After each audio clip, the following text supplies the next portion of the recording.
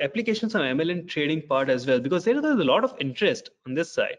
Now, I think the machine learning, it's a bit of a challenge for a lot of people to understand what all this is about. Now, machine learning, is it something which is very new? Not really, but the applications have become way more nuanced, as not nuanced, but more popular as well as more visible in the recent times. But the work has been on for a very long time, and the essentially it's the statistical models, right? So ultimately it's that which can be used for specific purposes, which we have put across as machine learning algorithms, right? And the way machine learning works is that it's about creating models which can train themselves, or you can train them, or they can train themselves. If you are training them, that's more supervised. If they are training themselves, then it's more unsupervised. Now, what do you need for training?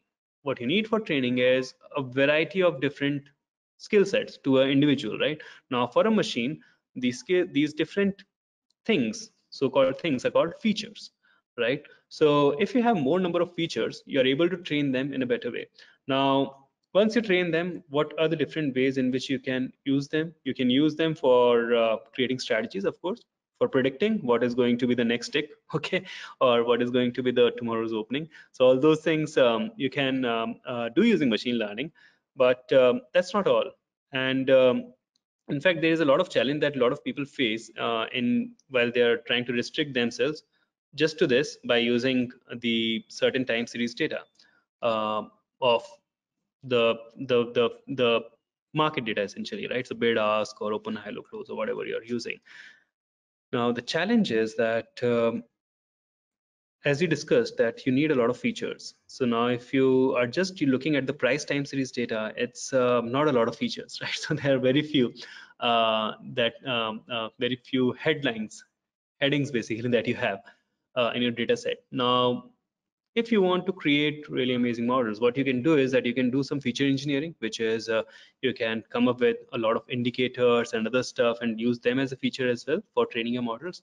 Or you can also use alternative data, right? So where you are using uh, the different sources of data, be it it's a vast world out there actually when it comes to alternative data, both for the models which are focused on fundamental investing, as well as in the real-time trading. Sentiment is, as I mentioned, is something that has been taking leaps and bounds in this industry. The kind of alternative data that you can get from there, as well as many other metrics which you can use as the features. So that helps.